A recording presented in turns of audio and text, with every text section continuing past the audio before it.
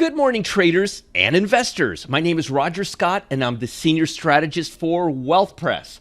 And today is Thursday. It's July 28th. The market's going to open up in about an hour and 28 minutes to be specific. Actually, an hour and 18 minutes to be specific with you.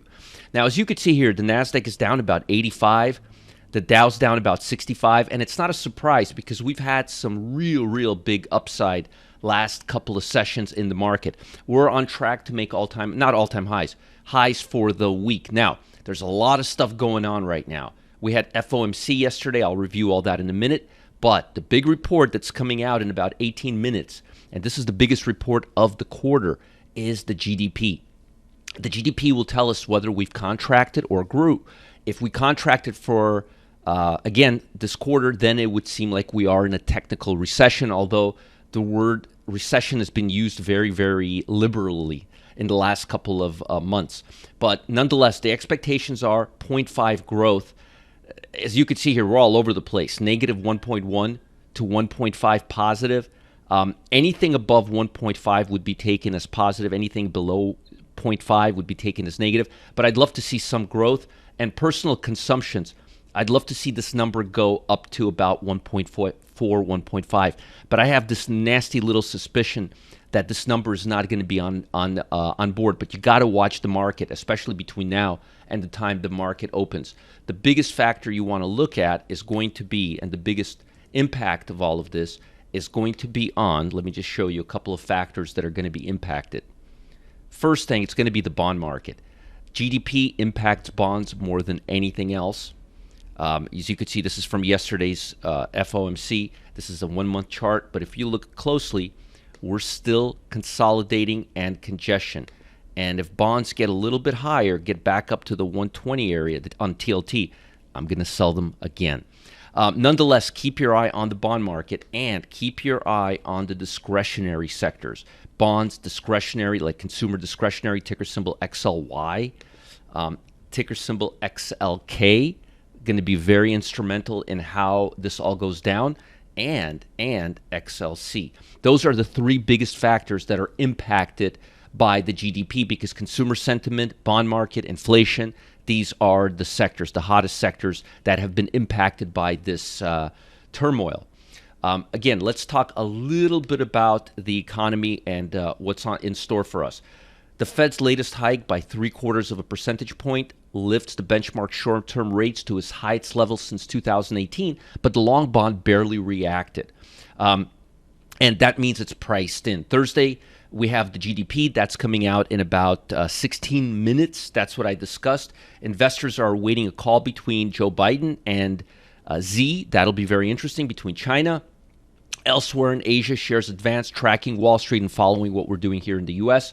And Jerome Powell suggested that the federal rate hikes have already had some success in slowing the economy and possibly easing inflationary pressure. And I agree with him because the core CPI and the core PPI has been going down. It hasn't been going up for the last 3 months.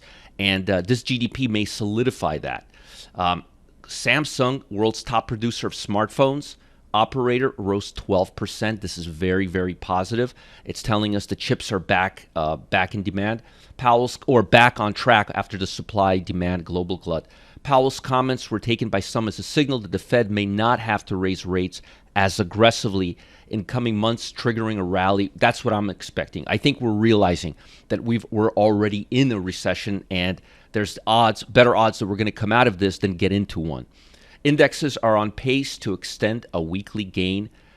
So far, S&P's up 6.3% so far for the month. That's huge because, remember, 20% down is a recession, and we're up 6.3% for the month.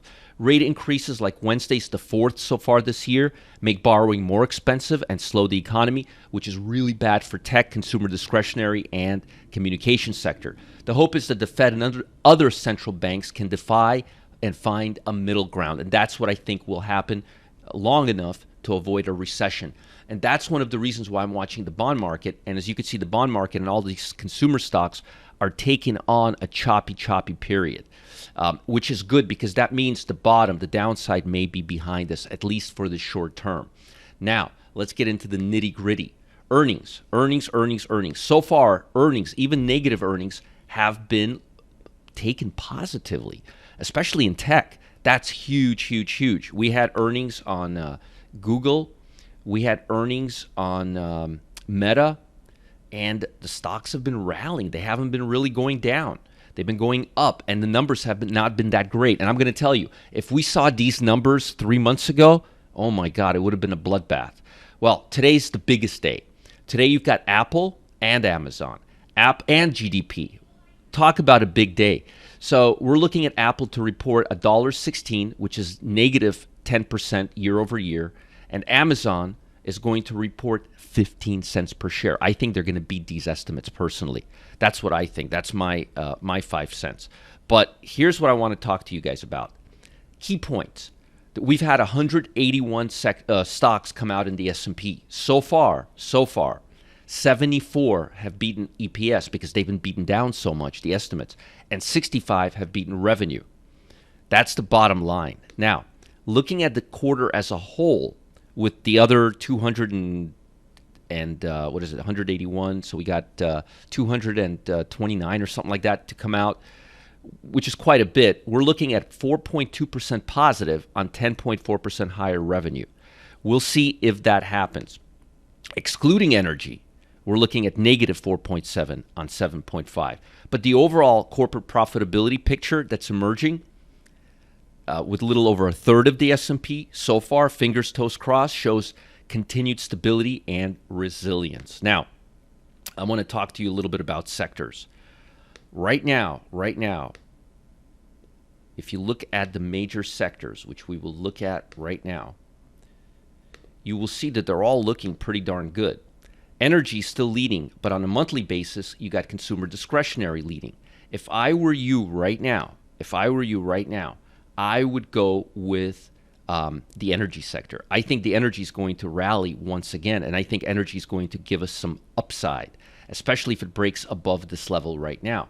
So if you look at XLE, which is the top sector on a cumulative basis right now, and it looks like it's coming back up, I'm telling you, I wouldn't give up this inflation ghost, not one bit.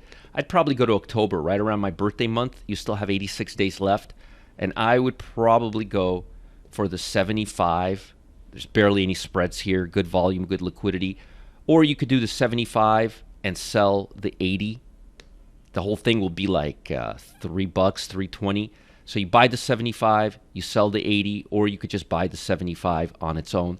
I would do this right now. I think it's very smart, and I think it would be very foolish to think that stocks are ready to go up and this is it and we're done with all of this. I think we still have some congestion, some consolidation, and some more pain ahead. And if that's the case, and I don't think we're going in a recession, I think there's a good chance that energies can go up for another round. Now, before I let you go, and folks, it's a big day today. We got GDP, we've got earnings on Apple and Microsoft. It's going to be a big one. I don't know if you've seen what fellow trader Lance Ippolito and his team have been working on lately. Man, it's hot. But it's nothing short of incredible. And I mean incredible. It's something totally different than anything he's ever done before. It has nothing to do with option flow, insider buying, or even trade alert services. What? I can't believe it myself. But instead, it's a brand new indicator that he's never shared before.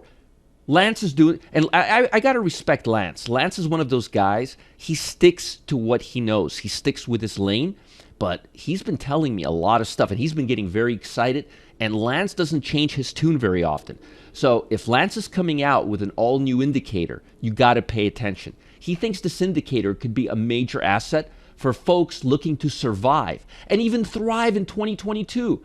Get more details on this incredible indicator. I think I'm going to be calling it incredible indicator after what I saw. Go ahead, click the link below. He's going to reveal it today for everyone. I'm going to be there at 11 a.m. Eastern time, but you need to register for this event. I'll see you there. I'm on my holiday and I'm going to be there checking it out and taking notes. You don't want to miss out. It's happening at 11 a.m. Eastern time today. Follow the link below. And if you're watching on YouTube, you can click the link in the YouTube descriptor. I'll see you guys later. I haven't been seeing any comments or feedback from you. Put some comments below this video. Send me a love letter, support@marketgeeks.com. I'll talk to you guys later. You guys have a great day. stay out of trouble. This is not a day to be a hero. You've got Apple, Amazon, and GDP. Whew, we got to be careful here. That's why I'm taking so long to put on new trades this week. I want to see what happens. I don't want to be a hero. Bye, guys. Have a great, great, beautiful day. This is Roger Scott live from New York City. Bye, guys.